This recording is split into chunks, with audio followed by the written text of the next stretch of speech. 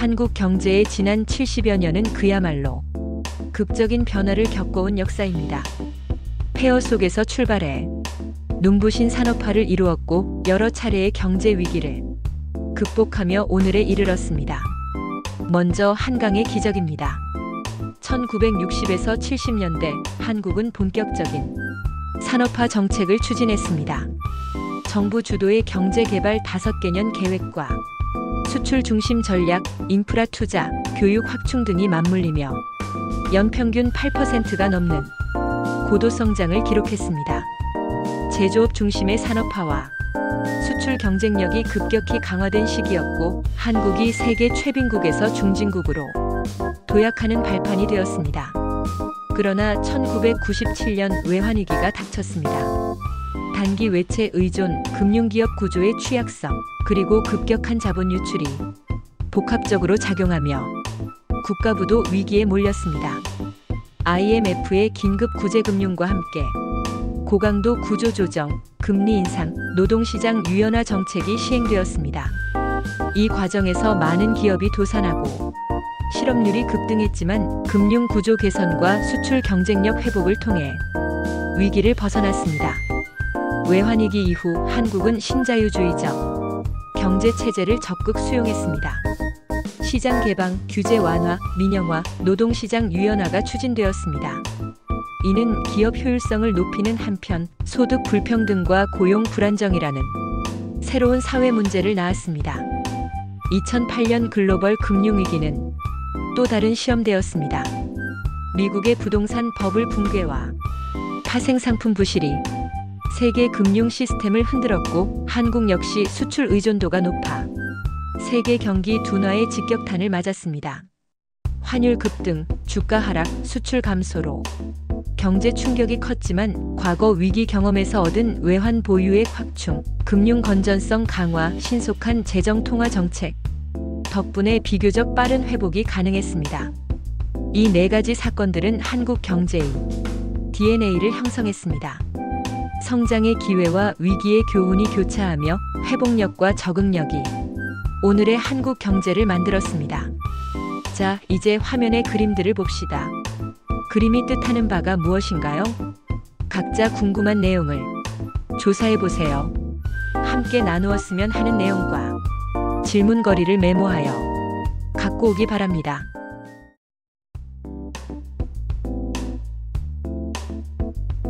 오늘날 한국 경제가 직면한 가장 시급한 과제 중 하나는 양극화입니다. 양극화는 소득과 자산, 기회의 격차가 커지면서 사회 구성원 간의 간극이 확대되는 현상을 말합니다. 이는 단순히 경제적인 문제를 넘어 사회적 갈등과 정치적 불안정, 장기 성장 잠재력 저하로 이어집니다. 양극화의 원인은 복합적입니다. 첫째, 고도성장기의 산업 구조가 빠르게 변화하면서 숙련과 기술 수준에 따른 임금 격차가 확대되었습니다. 둘째, 부동산 가격 상승과 금융 자산 불균형이 자산 격차를 심화시켰습니다. 셋째, 비정규직과 플랫폼 노동의 증가로 고용 안정성이 약화되었습니다. 양극화의 결과는 매우 심각합니다. 중산층이 붕괴하고 사회 이동성이 낮아지면 젊은 세대는 미래에 대한 희망을 잃게 됩니다. 이는 소비 위축과 내수 침체로 이어져 경제 전반에 악영향을 미칩니다. 또한 사회적 불신과 갈등이 커져 정책 집행에도 어려움이 생깁니다. 그렇다면 어떻게 대응해야 할까요? 첫째, 교육과 직업훈련의 기회를 확대해 기술 격차를 줄여야 합니다. 둘째, 부동산 시장 안정과 금융 자산 접근성 제고를 통해 자산 형성 기회를 균등하게 해야 합니다. 셋째, 사회 안전망을 강화해 실직, 질병, 노후와 같은 위험에 대비할 수 있도록 해야 합니다. 넷째, 조세재정 정책을 활용해 소득 재분배 기능을 강화하고 불필요한 규제 대신 혁신을 지원해야 합니다. 양극화 해소는 단기간에 끝나는 과제가 아닙니다. 하지만 지금 행동하지 않으면 격차는 더 커지고 사회적 비용은 기하급수적으로 증가합니다. 한국 경제가 지속 가능하고 포용적으로 성장하기 위해서는 양극화 완화가 반드시 선행되어야 합니다. 양극화 해소는 단순한 분배 문제가 아니라 국가의 미래 경쟁력과 사회 통합을 위한 핵심 전략입니다. 자, 이제 화면의 그림들을 봅시다. 그림이 뜻하는 바가 무엇인가요? 각자 궁금한 내용을 조사해보세요. 함께 나누었으면 하는 내용과 질문거리를 메모하여 갖고 오기 바랍니다.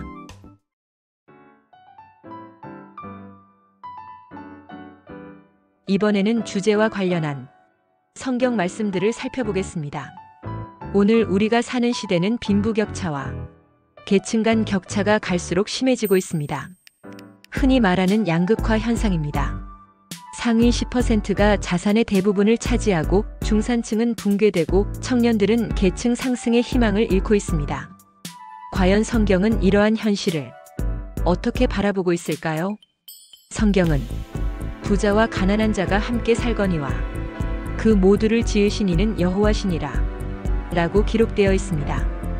이 구절은 모든 인간이 동일한 창조주 아래에 있으며 단지 경제적 조건으로 사람을 차별할 수 없다는 성경의 기본 관점을 보여줍니다. 하나님 앞에서 모든 인간은 동등한 존재입니다. 또한 성경은 부유한 자들아 너희에게 이 말할지어다. 너희가 사치하고 방종하여 도살의 날에 너희 마음을 살찌게 하였도다 라고 기록되어 있습니다. 이 말씀은 부를 쌓으면서 가난한 자를 착취하거나 무시하는 삶을 꾸짖습니다. 양극화의 구조 속에서 누군가의 풍요가 타인의 고통 위에 세워졌다면 그것은 결코 하나님이 기뻐하시는 정의가 아닙니다. 또한 성경은 이는 다른 사람들은 평안하고 너희는 곤고하게 하려는 것이 아니요 균등하게 하려 함이라 라고 기록되어 있습니다. 바울은 성도들 간의 경제적 균형, 곧 공동체적 균등을 강조합니다. 이것은 단순한 기부를 넘어 서로의 부족함을 채우는 교회적 책임을 뜻합니다. 양극화는 단순한 경제 문제가 아니라 공동체와 인간 존엄에 대한 문제입니다. 성경은 가난한 자를 돌아보고 부한 자가 자기 소유를 나누며 모두가 하나님의 형상대로 존귀하게 대우받는 공동체를 꿈꿉니다. 오늘날 양극화 시대에 우리가 기억해야 할 것은 정의와 사랑, 나눔이라는 성경적 가치입니다. 하나님의 시선은 언제나 낮은 곳을 향하고 계십니다. 자, 이제 화면의 구절들을 성경에서 찾아 찬찬히 읽으면서 묵상해 봅시다.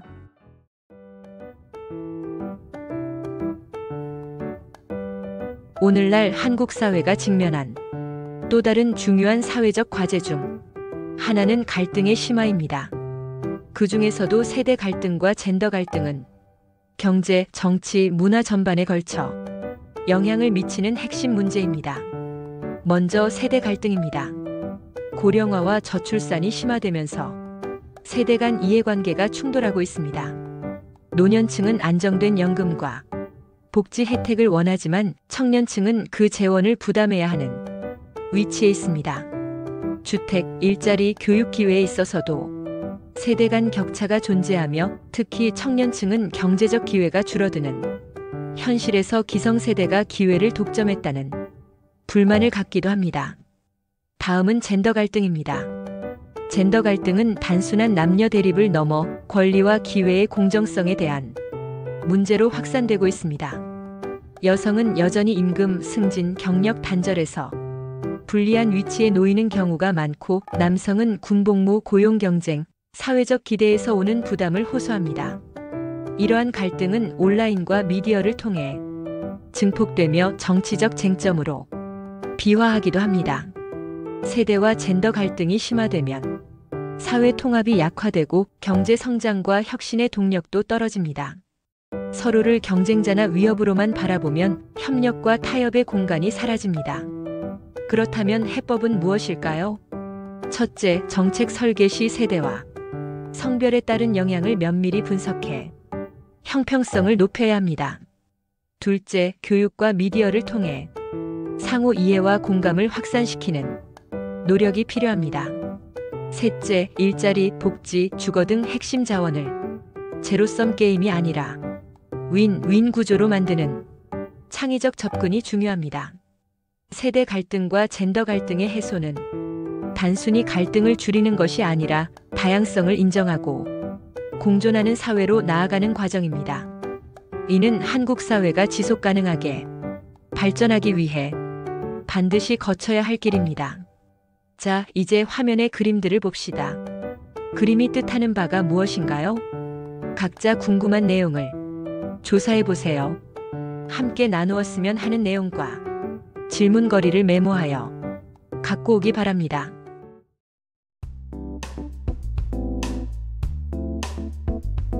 이번에는 한국 경제의 성장 잠재력, 회복 방안을 살펴봅니다. 경제의 성장 잠재력은 마치 나무의 뿌리와 같습니다. 겉으로 보이는 성장률은 변동할 수 있지만 뿌리가 튼튼해야 지속적인 성장이 가능합니다. 한국 경제의 성장 잠재력은 과거보다 낮아진 상황이며 이를 회복하는 것은 미래 세대를 위한 핵심 과제입니다. 첫째, 인구 구조 개선입니다. 저출산 고령화로 노동 인구가 급격히 줄어들고 있습니다. 이를 완화하기 위해 출산 육아 지원 강화, 외국인 인력 활용, 고령층 재취업 촉진 등의 정책이 필요합니다. 둘째, 혁신 역량 강화입니다. 기술 혁신은 장기 성장의 핵심 동력입니다. R&D 투자 확대, 대학 연구기관과 산업계의 협력 강화, 창업 생태계 지원을 통해 혁신이 경제 전반으로 확산되도록 해야 합니다. 셋째, 교육과 인재 양성입니다. 4차 산업혁명 시대에는 창의성과 문제 해결 능력을 갖춘 인재가 필수입니다. 교육과정 개편, 직업훈련 강화, 평생교육 체계 확립을 통해 변화하는 산업 수요에 대응해야 합니다. 넷째, 산업구조 고도화입니다. 전통 제조업의 경쟁력을 유지하면서 첨단 기술 서비스 산업을 육성해야 합니다. 특히 친환경 디지털 전환은 새로운 성장 기회를 제공합니다. 다섯째, 규제 개혁과 제도 혁신입니다. 불필요한 규제를 줄이고 새로운 산업이 성장할 수 있는 제도 환경을 조성해야 합니다. 유연한 노동시장과 사회 안전망의 균형이 중요합니다. 마지막으로 국제 경쟁력 강화입니다. 글로벌 공급망 변화와 지정학적 리스크에 대응하며 수출 다변화와 해외 시장 진출을 적극 추진해야 합니다. 성장 잠재력 회복은 단기 성과보다 장기 안목이 필요한 과제입니다. 지속적인 투자, 제도 개선, 사회적 합의가 어우러질 때 한국 경제는 다시 도약할 수 있습니다. 자, 이제 화면의 그림들을 봅시다.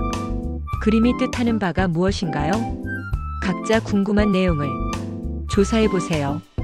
함께 나누었으면 하는 내용과 질문거리를 메모하여 갖고 오기 바랍니다.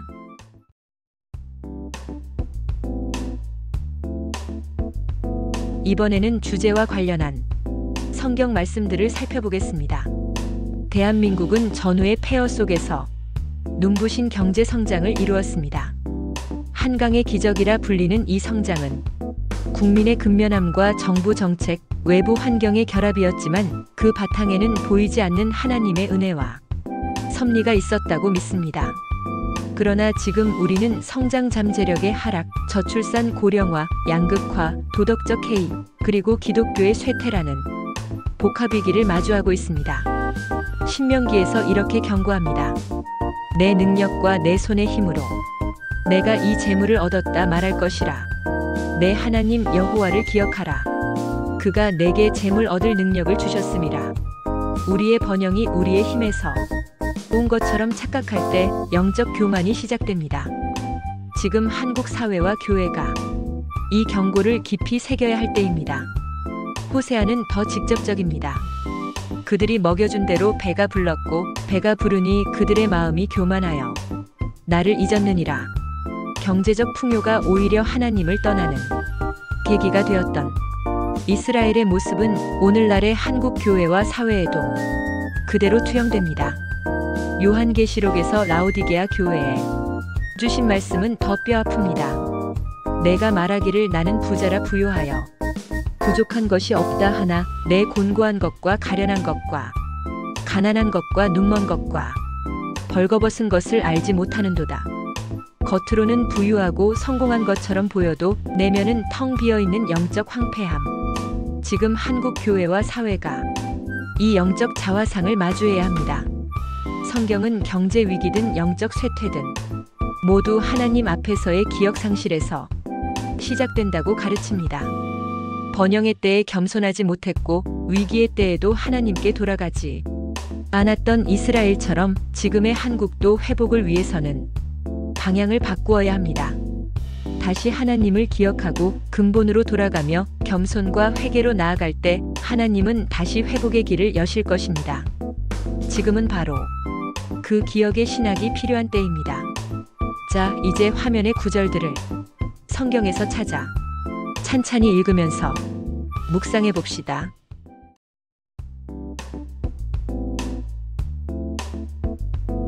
경제민주화라는 말은 정치민주주의와 함께 한국 현대사의 중요한 화두로 자리 잡아왔습니다.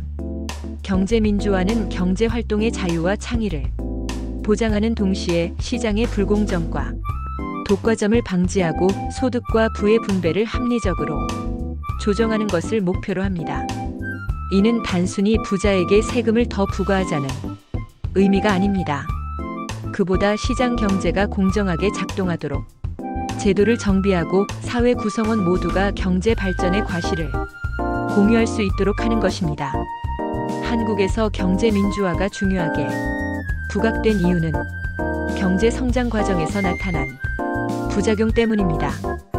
고도 성장기 동안 대기업 중심의 경제 구조가 형성되면서 중소기업과 자영업자의 상대적 위치가 약화되었고 노동시장의 양극화, 지역 간 격차, 자산 불평등이 심화되었습니다. 경제민주화를 실현하기 위한 접근은 다양합니다. 첫째, 공정거래 질서 확립입니다. 대기업의 시장 지배력 남용, 불공정 하도급 관행, 담합 등을 방지하는 제도와 집행력이 필요합니다. 둘째, 소득 재분배 강화입니다. 조세 재정 정책을 통해 저소득층의 소득을 보완하고 사회 안전망을 확충해야 합니다. 셋째, 경제 참여 기회의 확대입니다. 교육, 금융, 기술 접근성을 높여 모든 계층이 성장 기회를 가질 수 있도록 해야 합니다. 그러나 경제 민주화는 단기적으로 이해관계 충돌을 불러올 수 있습니다. 기업의 효율성과 사회적 형평성을 조화시키는 세심한 정책 설계가 필요하며 무엇보다 사회 전체의 합의와 신뢰가 뒷받침되어야 합니다. 결국 경제 민주화는 공정한 시장과 포용적 성장을 위한 기반입니다. 이것이 제대로 작동할 때 경제는 단순한 성장 숫자를 넘어 사회 구성원 모두가 함께 번영하는 구조로 발전할 수 있습니다. 자, 이제 화면의 그림들을 봅시다. 그림이 뜻하는 바가 무엇인가요?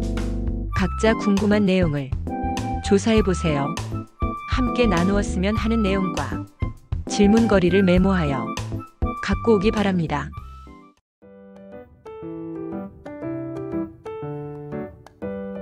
이번에는 주제와 관련한 성경 말씀들을 살펴보겠습니다. 경제민주화란 경제 권력이 소수에게 집중되지 않고 다수에게 공정하게 분배되도록 하여 사회 전체의 균형과 지속 가능성을 추구하는 원리입니다. 이는 단지 정책의 문제가 아니라 정의와 책임, 나눔의 영성으로 연결되는 주제입니다. 그렇다면 성경은 이와 같은 원리에 대해 어떤 시각을 가지고 있을까요? 미가서는 경제민주화의 핵심 정신을 다음과 같이 요약합니다. 여호와께서 내게 구하시는 것은 오직 정의를 행하며 인자를 사랑하며 겸손하게 내 하나님과 함께 행하는 것이 아니냐. 정의와 인애 그리고 겸손은 경제적 의사결정에도 동일하게 적용되어야 할 하나님의 기준입니다. 레위기의 희년 제도는 경제민주화의 강력한 성경적 모델입니다. 모든 토지는 하나님의 것이며 50년마다 토지를 원래 소유자에게 돌려주는 이 제도는 부의 세습과 독점을 막고 모두에게 다시 시작할 기회를 보장합니다. 토지는 영원히 팔 수 없다. 이는 내 것임이라. 사도행전은 초대교회의 공동체 정신을 보여줍니다. 믿는 사람이 다 함께 있어. 모든 물건을 서로 통용하고 각 사람의 필요를 따라 나눠주며 이것은 강제적 평등이 아니라 자발적 나눔과 공동체적 책임이 어우러진 모습입니다. 현대 경제 민주화의 가치와 깊이 연결됩니다. 야고보서도 경고합니다. 보라, 너희 밭에서 추수한 품꾼에게 주지 아니한 삭시 소리 지르며 불공정한 분배와 착취는 하나님 앞에 부르짖는 죄악입니다. 경제 민주화는 바로 이런 불이한 구조를 고치려는 노력입니다. 성경은 공정한 분배, 정직한 거래, 약자에 대한 배려, 기회의 균형이라는 경제 민주화의 정신을 강력히 지지합니다. 단지 시장의 효율만이 아니라 공동체의 정의와 회복을 하나님의 뜻으로 봅니다. 하나님 나라의 경제는 탐욕이 아니라 책임, 독점이 아니라 나눔, 경쟁이 아니라 공존을 통해 세워집니다. 우리가 이 시대의 경제를 말할 때 성경의 시선으로 정의와 자비를 함께 품어야 할 이유입니다. 자, 이제 화면의 구절들을 성경에서 찾아 찬찬히 읽으면서 묵상해 봅시다.